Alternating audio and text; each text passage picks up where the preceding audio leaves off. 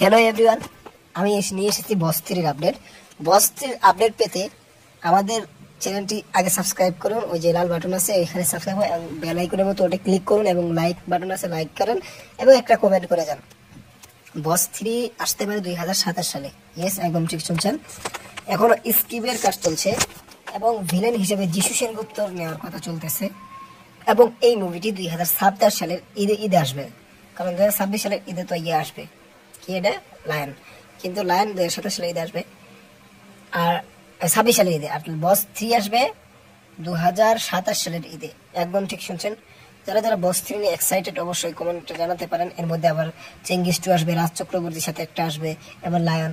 3টা মুভি এর আগে আসবে, বস 3 আগে। আর রাবণ 2 আসবে না মনে হয়, রাবণ 2 কোনোদিন আসবে না।